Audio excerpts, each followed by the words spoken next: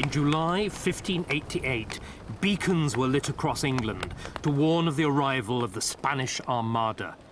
Elizabeth's darkest fears had come true. England was at war, open war at last. It was something that Elizabeth had twisted and turned for 20 years to avoid. Elizabeth hated war because it was so expensive. It was also unbelievably risky. The loss of Calais had destroyed her sister Mary's reputation, and Elizabeth well knew that a similar, unforeseen disaster could undo all her own work. Elizabeth loathed war because, as a woman, she couldn't lead her own armies. Instead, she had to give their command to hot-willed men who would disobey her orders and might even turn her own forces against her. By the early 1570s, Elizabeth had triumphed over her opponents in England. She had seen off a rebellion and executed the ringleaders, including her own cousin, the Duke of Norfolk. There was a fragile peace in England, but Elizabeth was in constant danger. She had powerful enemies abroad, headed by the Pope, who, like a 16th century Ayatollah, had signed a fatwa on the Protestant English Queen. Whosoever sends her out of the world with the pious intention of doing God service, not only does not sin, but gains merit. Elizabeth had powerful Catholic enemies at home as well. Mary, Queen of Scots, had been Elizabeth's prisoner since her desperate flight from Scotland in 1568. Mary had a strong claim to the English throne through her great-grandfather, Henry VII. On her arrival in England, Mary identified herself passionately with Catholicism.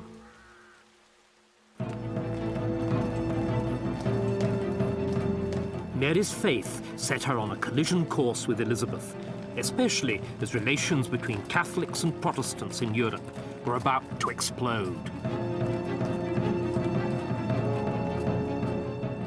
In Paris, on St. Bartholomew's Day, the 24th of August, 1572, Catholics began a massacre of their Protestant neighbors.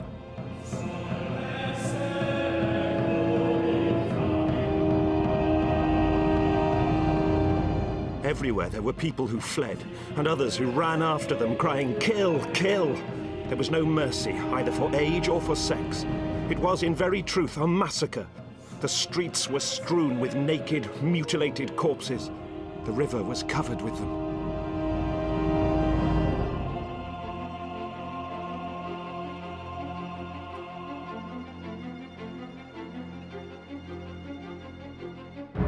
Sir Francis Walsingham, Elizabeth's ambassador in Paris, barely escaped with his life.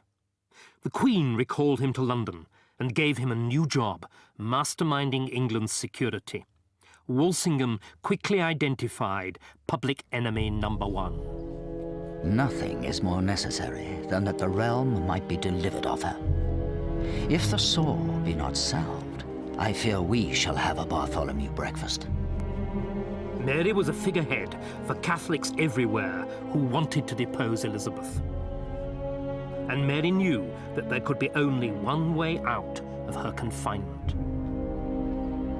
I will not leave my prison, save as Queen of England.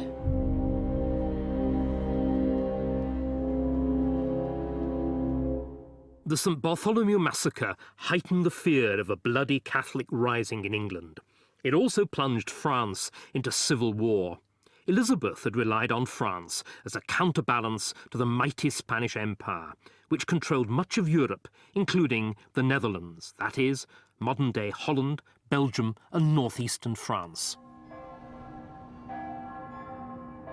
But although England might fear her Catholic neighbours, she couldn't live without them, because in the Netherlands was England's biggest export market, the booming city of Antwerp.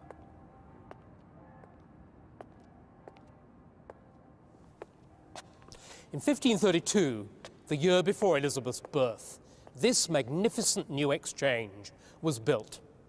Antwerp was now a combination of the city and Wall Street, and the most important commodity traded was English wool. And the English traders held center stage, doing their deals here in the middle of the trading floor.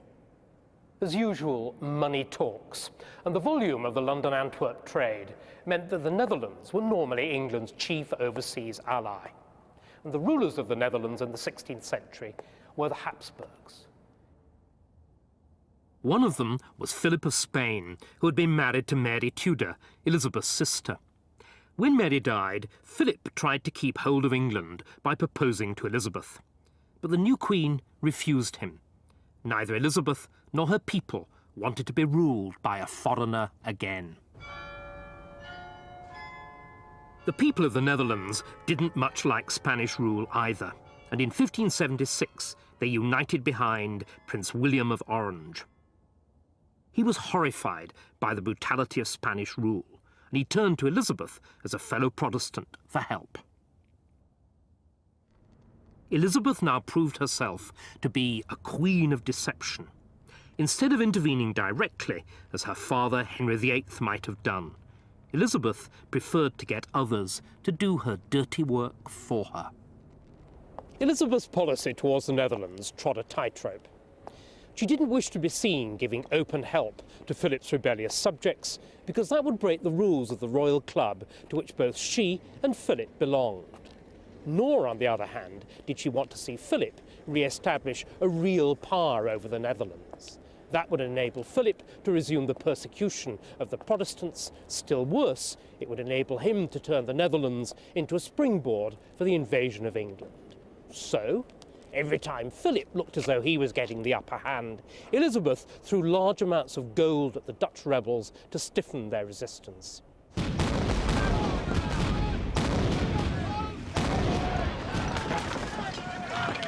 But mighty Spain would not be beaten by a Dutch revolt, and William's rebellion began to buckle under the force of Spanish arms. Elizabeth needed someone else to try to stop Philip.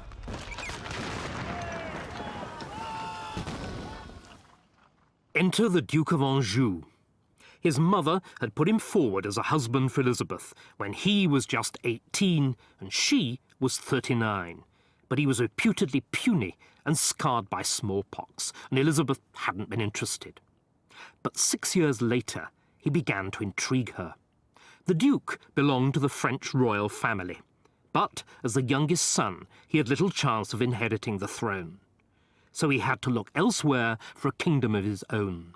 He hoped to find one in the Netherlands. If Elizabeth could pull the right strings, Anjou would be the perfect puppet to oppose Philip. Elizabeth flourished her diplomatic trump card, now a bit worn and past its best, but still playable. Marriage was on the table again. Vous allez restaurer cette vie languissante. Anjou's ambition needed money. He began a secret correspondence with Elizabeth, but his letters didn't talk of interest rates. Instead, they used the language of love. La plus parfaite des cieux.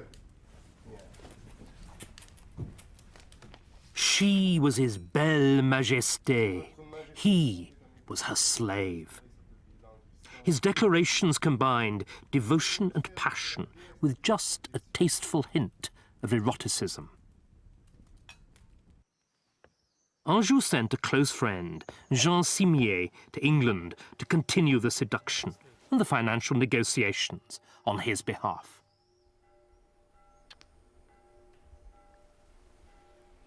Je vous présente une lettre de Monsieur le Duc. Simier was described as a most choice courtier, exquisitely skilled in love toys and court dalliances. Elizabeth was more than half in love with his master without even having met him. Anjou arrived at Greenwich in the small hours of the 17th of August, 1579. His first thought was to rush straight to the Queen's bedchamber. Instead, Simier persuaded him to take some rest. But then Simier wrote a letter to Elizabeth that was almost as titillating as though the Duke really had burst in on the slumbering Queen. I got in between the sheets, Simier wrote, and would to God you were there too. so that he could explain his mind to you more easily. Elizabeth and Anjou hit it off immediately. She'd steeled herself to meet an ugly little fellow. What she saw instead was a mature and attractive man. She nicknamed him a frog. The Spanish ambassador Mendoza remarked, The Queen has, with difficulty, been able to entertain the Duke, being captivated, overcome with love. She told me she's never found a man whose nature and actions suited her better. Elizabeth was in love. The Ice Maiden had melted, and the Virgin Queen was longing to become a blushing bride. Anjou had caught her on the rebound. She'd just learned that Robert Dudley, Earl of Leicester, her favourite of 20 years' standing, had betrayed her by daring to get married in secret. But she was also fascinated by Anjou himself. All of the Englishmen who'd attracted her, from Thomas Seymour when she was a teenager to Leicester himself, were bold, athletic men who'd barnstormed their way into Elizabeth's favour. Anjou was different, with his quirky face, his expressive hands, and his French ways. He charmed her into love. Elizabeth was in love with a man 20 years her junior, a Catholic and a Frenchman. But would the marriage be a real one? That's to say, was Elizabeth, unlike her sister Mary, still able to have children?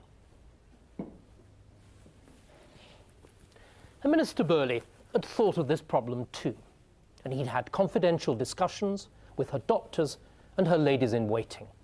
And they'd all said the same thing, that she was apt to have children even at this day. After just 2 weeks, the lovers were torn apart. Anjou was recalled to Paris after a friend was killed in a duel. He sent Elizabeth 3 love letters tied with pink ribbons before he had even left English soil, calling himself the most faithful and loving slave on earth. Elizabeth, intoxicated with the attention, couldn't wait for him to return. Elizabeth's old favourites were enraged. Robert Dudley, the Earl of Leicester, was particularly jealous. Leicester is much put out, and all the councillors are disgusted. A close friend of Leicester tells me he's cursing the French.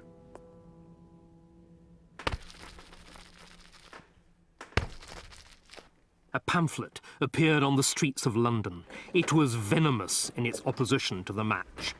Elizabeth would be drawn into a Catholic den of idolatry. If she died in childbirth, Anjou might become King of England. Besides, the Frenchman probably had the pox. Elizabeth was incandescent with rage.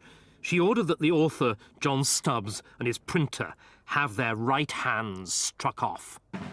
Stubbs spoke of his loyalty to the Queen before having his hands severed with a butcher's cleaver and the stump seared with a red-hot iron. Public opinion turned viciously xenophobic. Hop off, you frogs! But Tudor England wasn't a democracy. The men whose opinions Elizabeth would listen to were the members of her Privy Council. The council debated the marriage all day. Finally, opinion was split, 50-50, for and against. In those circumstances, the council felt that it could offer the Queen no formal opinion. Elizabeth was genuinely astonished. For 20 years, her ministers had been telling her she had to marry. Now she'd found the ideal marriage, and they refused to endorse it. She took her council's lukewarm reaction as an effective veto on the Anjou marriage. So Elizabeth wouldn't marry her Prince Charming. She remained extremely sad after the conversation, and was so cross and melancholy that it was noted by everyone who approached her. She's been greatly alarmed by all this.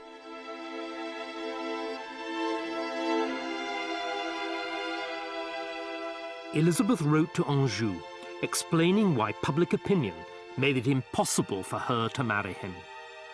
The public practice of the Roman religion so sticks in their hearts. I beg you to consider this deeply, as a matter which is so hard for Englishmen to bear that it passes all imagination. For my part, I confess there is no prince in the world to whom I think myself more bound, nor with whom I would rather pass the years of my life, both for your rare virtues and sweet nature. With my commendations to my dearest Frog. Elizabeth thought she'd seen the last of him.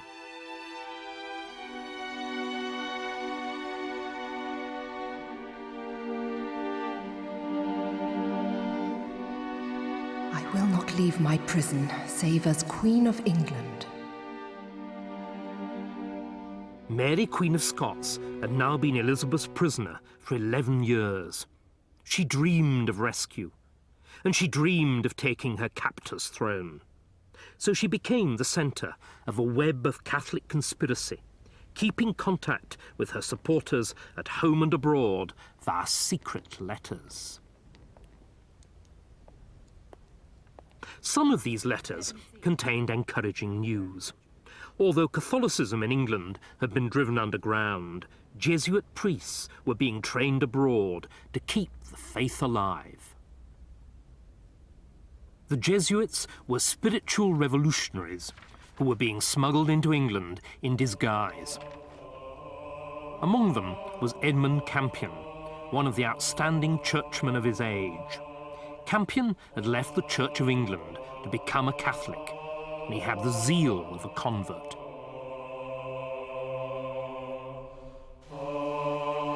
Campion landed in England in 1580, posing as a travelling merchant. His mission was spiritual, to minister to Catholics. He had no plans to stir up rebellion, but he knew that the Protestant authorities would treat him as a traitor. I cannot long escape the hands of the heretics. The enemy have so many eyes, so many tongues, so many scouts and crafts. I often change my name. Threatening edicts come forth against us daily. I read letters sometimes that tell news that Campion is taken. Campion had a very attractive personality, clearly. Man of integrity, man of ambition, man of great intelligence. The Protestant authorities viewed him as a dangerous individual because he was so gifted, because he was so attractive, because he had such a great name already in the country from his early days at Oxford and as a member of the Anglican Church. He represented a new kind of religion, not just establishment religion of either sort, if you like, enthusiastic religion, and that's always dangerous, particularly if you're trying your best, as Elizabeth was, very understandably from her point of view, to form an established church which didn't satisfy anybody particularly, but kept everybody more or less contained and more or less quiet. One thing Campion was not, was quiet. The Catholic Mass was illegal in England. That didn't stop Campion moving from house to house, saying Mass and hearing confessions. He published pamphlets which challenged the very basis of Elizabeth's church. Elizabeth had met Campion at Oxford 15 years earlier, before he had converted to Catholicism. She had been greatly impressed by him, but she couldn't ignore the gauntlet that he was now throwing down. Like it or not, she had to treat him as the enemy. Elizabeth and Campion actually had a lot in common. Both believed that it should be possible to distinguish between religion and politics. At the beginning of her reign, Elizabeth had claimed passionately that she wouldn't make windows into men's souls, whilst Campion, for his part, insisted that he had no political motives and was the Queen's loyal subject. But in the circumstances of the European Cold War between Protestant and Catholic, the distinction between religion and politics was almost impossible to maintain. After all, Campion was the loyal servant of the Pope, and the Pope claimed the authority to depose Elizabeth. He had already in the 1560s authorised her subjects to rebel against her, and he could, and would do so again. Campion's solitary journey now brought him to Lyford Grange, near Oxford. Here, a priest-catcher discovered him and alerted the authorities. The house was ransacked, and after a search of 2 days, a chink of light betrayed Campion's hiding place. Campion was taken to London, where he had a secret meeting with Leicester and Elizabeth herself. The Queen offered him pardon and preferment if he would recant. Campion refused, and in turn reminded Elizabeth of her glorious Catholic ancestors, whom she had betrayed. Campion was returned to the Tower, and 5 days later was put to the rack to extract a confession of treason. At his trial, he was found guilty and sentenced to be hanged, drawn, and quartered. On the scaffold, Campion prayed to God to grant the Queen a long, quiet reign with all prosperity. The effect of Campion's death on the Catholic world was tremendous strengthening. As always, when you make martyrs, you usually increase the cause you're trying to oppose, and that certainly was the case with Campion. And word got round of his heroic death by any standards. So tremendous encouragement for the Catholic world. The very thing that Elizabeth was trying to cool down, enthusiastic commitment and religion of any sort, was the very thing that he strengthened.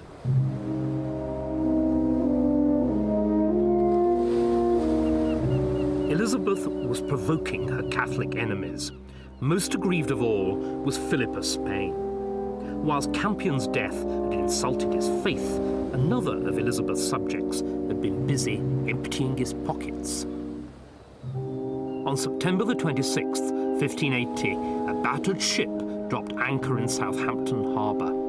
The ship was the Golden Hind. The captain was one of the most outstanding Elizabethan seamen, Sir Francis Drake.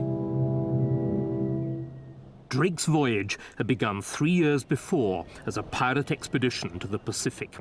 One of the investors was the Queen herself.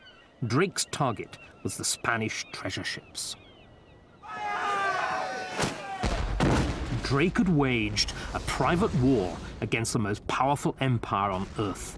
As he sailed back into Southampton, Drake must have had the odd doubt whether or not the Queen would still welcome her pirate subject. I think Drake would have had a great deal of trepidation when he returned. He had been away for 3 years, and he obviously had no idea what had happened during that time. And I think one of the first things he asked was the Queen still alive? As coming back with all that gold and silver, if the political situation had changed dramatically, he could have been hailed as a hero or condemned as a villain when he had returned to England's shores. Drake was lucky. Elizabeth was fascinated by his stories and entranced by his loot. And, in the event, his piracy suited her devious foreign policy. Gold from the New World paid for Spain's troops in the Netherlands. So, by diminishing the supply, she had weakened Philip's grip. At its anchorage at Deptford, Drake's ship, renamed the Golden Hind, quickly became a tourist attraction, and in April, Queen Elizabeth herself joined the throng. Elizabeth, despite the outraged protests of the Spanish ambassador, had already pocketed her share of Drake's loot.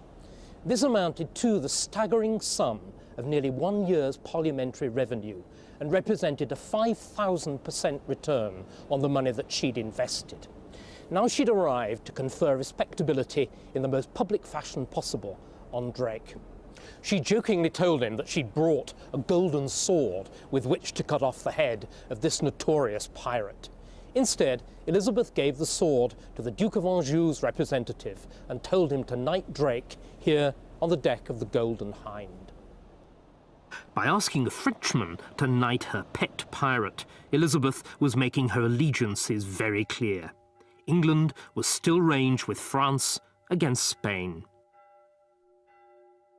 The alliance with France meant that her liaison with the Duke of Anjou would continue.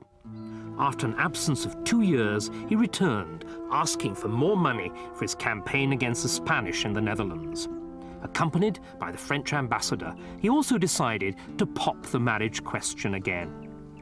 Elizabeth's answer was astonishing. You may write this to your king.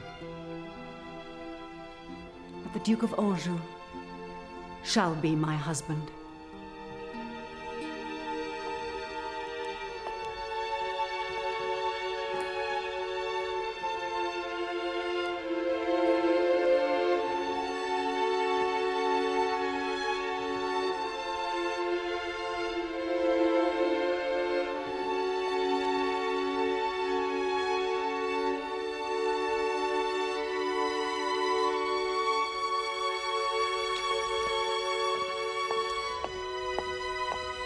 At the age of 48, Elizabeth was engaged.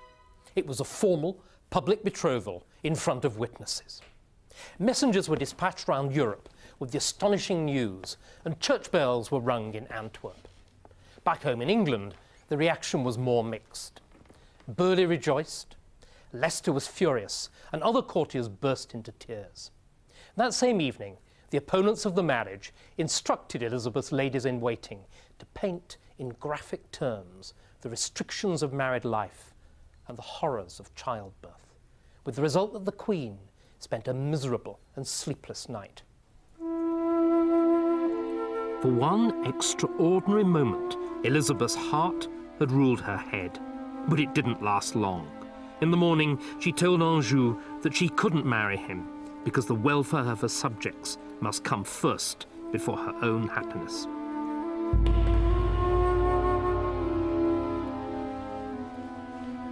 What accounts for this extraordinary on-off behaviour? Elizabeth had certainly abandoned any serious intention of marrying Anjou 2 years earlier, but he was politically useful, and she found his company attractive. So, for one moment, she fondly allowed herself to imagine what might have been. Then, the following morning, in the cold light of day, the pretence was abandoned, and she ditched, with many expressions of regret, her dream lover. Elizabeth might have thrown her French suitor back in the water, but her frog didn't swim away. He stayed on for 3 months, begging for more money. Finally, Elizabeth was driven to pay him £10,000, and Anjou set sail for the Netherlands to pursue his quest for another kingdom. She would never see him again.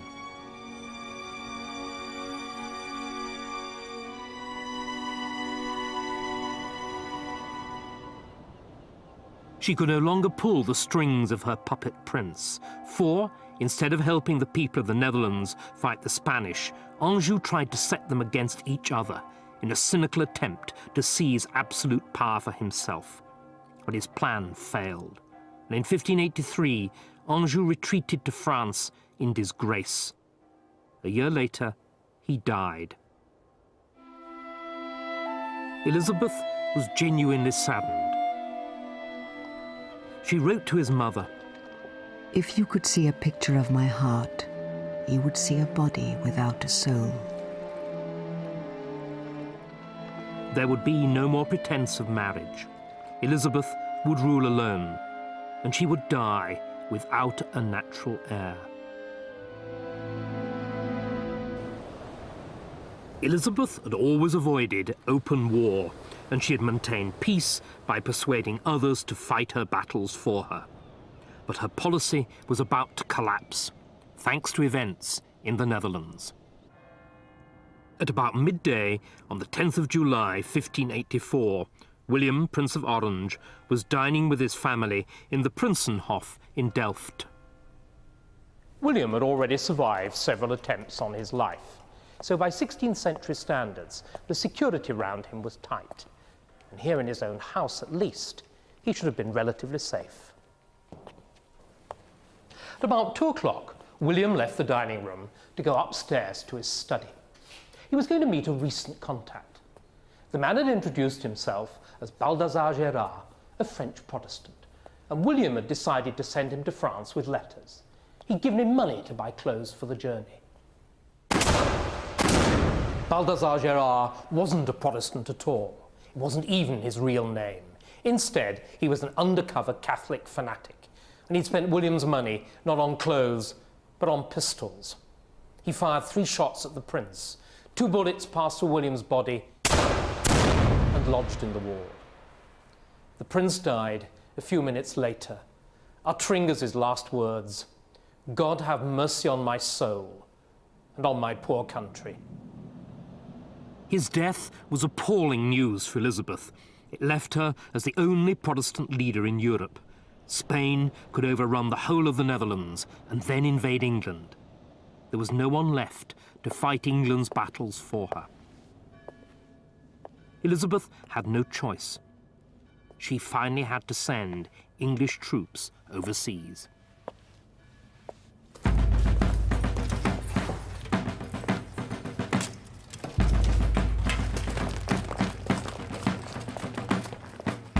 Her old friend Robert Dudley, Earl of Leicester, was in command. But still, Elizabeth was wary of declaring all-out war. She discouraged Leicester from going on the offensive. She hoped that a display of English muscle would scare off the Spanish.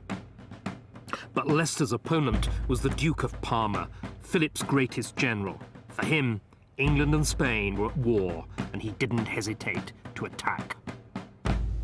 The war put Elizabeth under huge strain. She was now at her most contrary, and things weren't helped by Leicester's mixture of high-handedness and incompetence.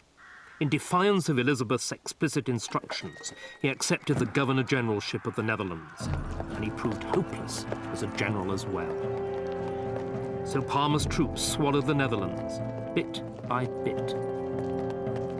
Elizabeth recalled Leicester. Her favourite had failed her. Only the sea now stood between England and invasion. There was one person in the kingdom who welcomed the news: Mary, Queen of Scots. In January 1585, Mary was brought here to the hilltop castle of Tutbury in Staffordshire. The assassination of William of Orange abroad and a series of plots in England brought home the danger that Mary presented to Elizabeth's life.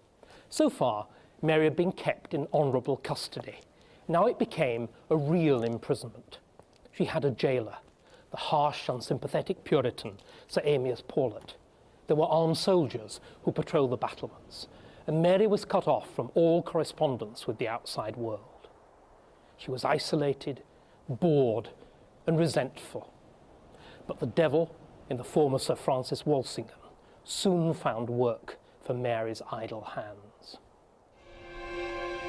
Elizabeth's patient spymaster set a trap and then waited for Mary to walk into it. The servant offered to smuggle Mary's letters in a beer barrel from a local brewery. The servant and the brewer were in Walsingham's pay. Every letter she sent or received was intercepted and decoded by Walsingham's private secretary, Thomas Phillips.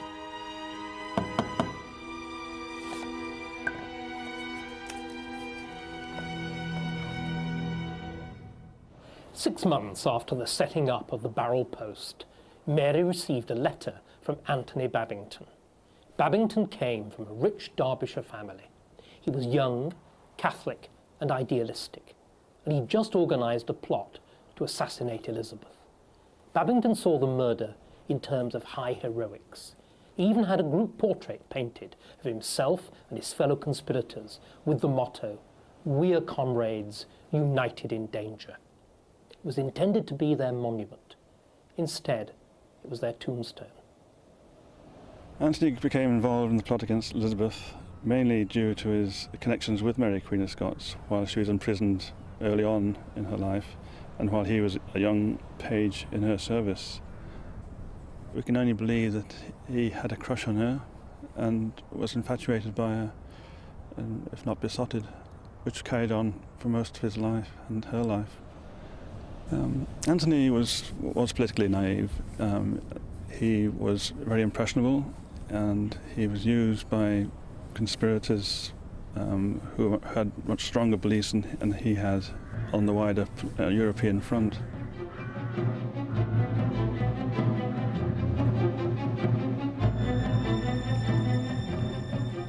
Babington wrote to Mary, saying that he and his friends would dispatch the usurper Elizabeth and then rescue Mary.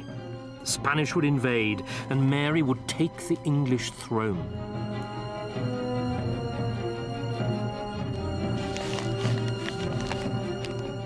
Mary's reply, when it came a few days later, was clear enough.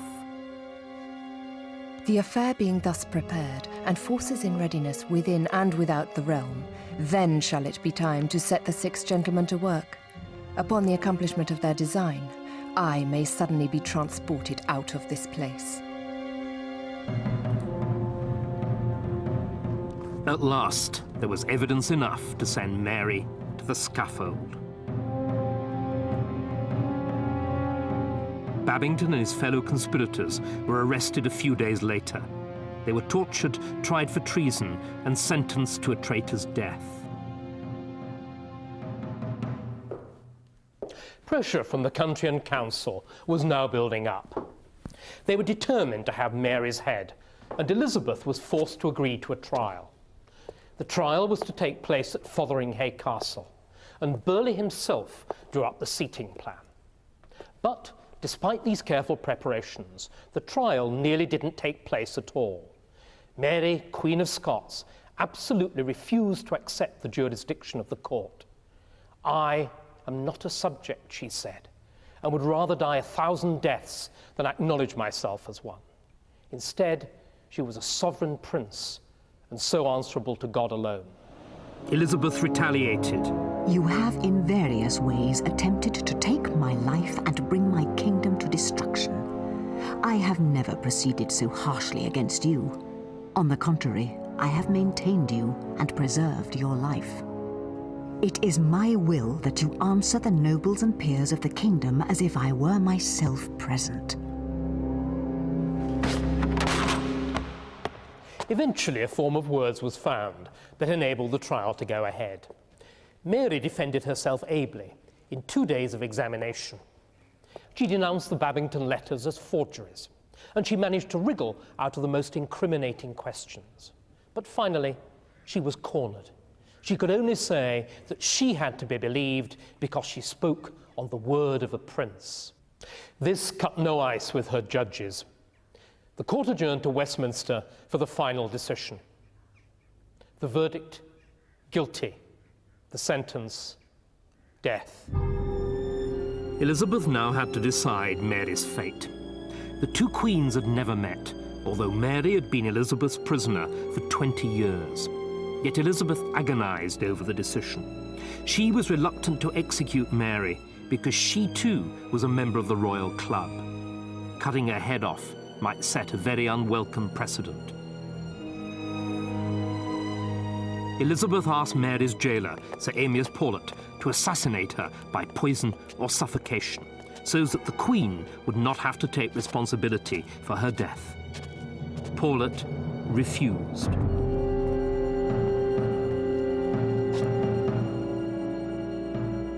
As Elizabeth hesitated, England seethed with rumours. The Spanish had invaded. London had been burned. Finally, on the 1st of February 1587, Elizabeth signed the death warrant. 7 days later, the sentence was carried out in the Great Hall of Fotheringhay Castle. Mary herself behaved with a theatrical courage. She included Elizabeth in her final prayers.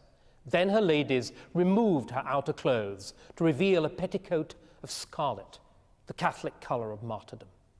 She knelt at the block, but the executioner bodged his task, and he took 2 strokes of the axe to remove her head. Still worse, when he tried to hold up the head, he found himself clutching only a wig, whilst the head, with its thin greying stubble, rolled at his feet. England celebrated Mary's death. Elizabeth grieved. Her countenance changed. Her words faltered. She gave herself over to grief, putting herself into mourning weeds and shedding abundance of tears.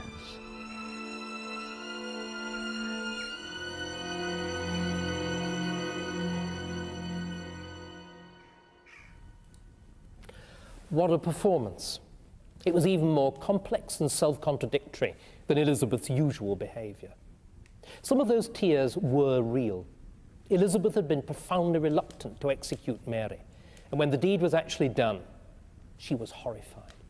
But there were also tears of rage. She strongly suspected that she'd been jumped into the action by the council. They'd met secretly and decided not to tell her that the warrant had been dispatched to Fotheringhay. That's why she tore strips off her ministers and Secretary William Davison in particular, who'd actually dispatched the warrant. He was imprisoned, fined, and even threatened with hanging. But finally, there were crocodile tears as well. By exaggerating her grief and scapegoating Davison, Elizabeth was trying to deflect responsibility from where it really and finally lay, with her. The news of Mary's execution exploded across the Catholic world. It gave Philip of Spain the excuse he needed to declare war on the heretic Queen. Philip ordered the Duke of Parma to prepare an army in the Netherlands for the invasion of England. The Armada would sail from Spain to collect Parma's force and land them on the English coast. Philip's deadly intentions were no secret. Reluctantly, Elizabeth ordered that the English fleet be readied for the threat.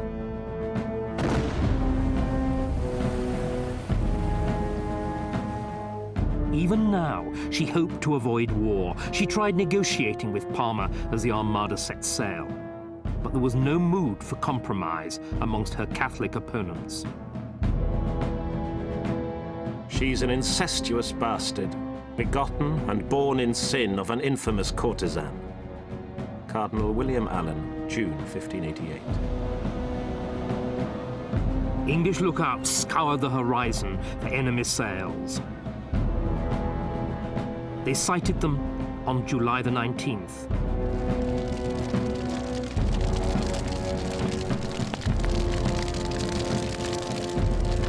The Spanish did not really expect to be challenged on their voyage up the Channel.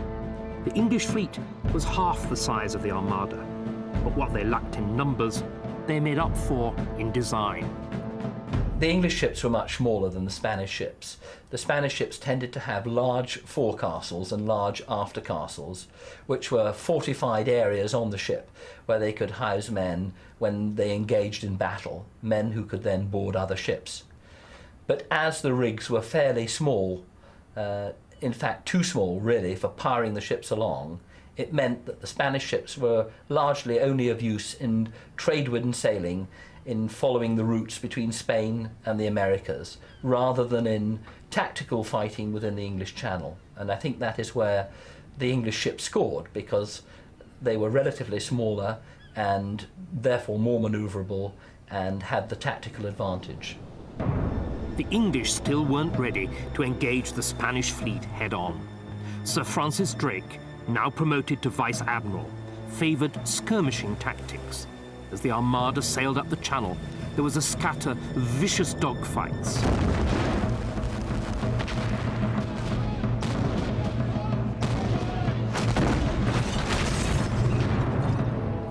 Elizabeth went on a morale-boosting visit to her troops on land.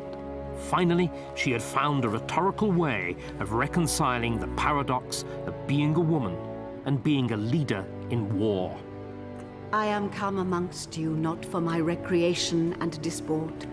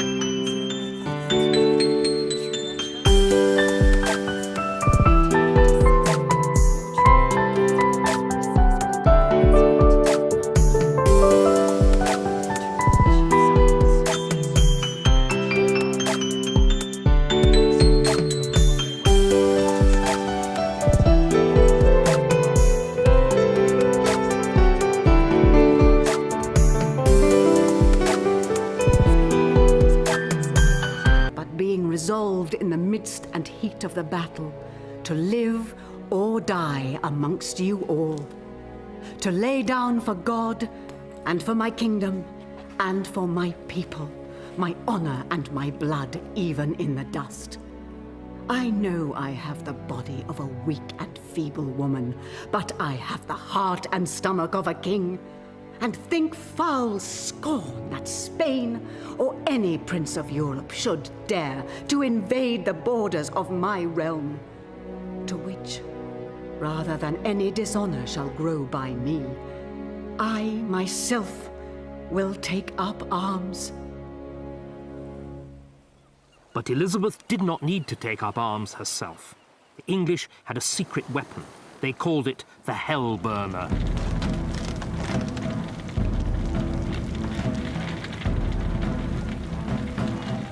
They packed 5 ships with pitch and timber, set fire to them, and put them adrift amongst the Spanish galleons. There was panic. Many of the Spanish ships upped anchor and fled, and were scattered by the wind.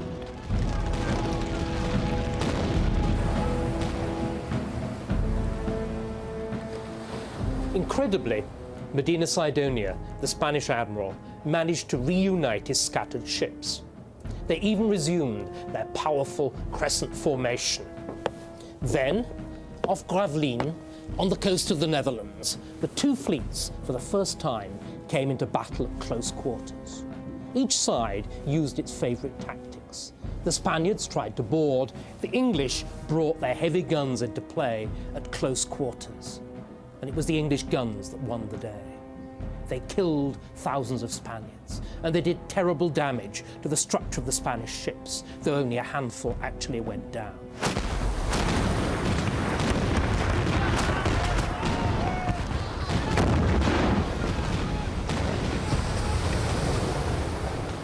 The winds and the weather now finished what the English fleet had begun.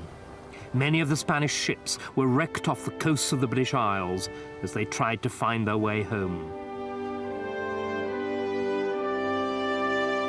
The defeat of the Armada was England's and Elizabeth's finest hour. Little wonder that she had this portrait painted as a symbolic memorial. Elizabeth was now mistress of the 7 seas, as well as of her own people.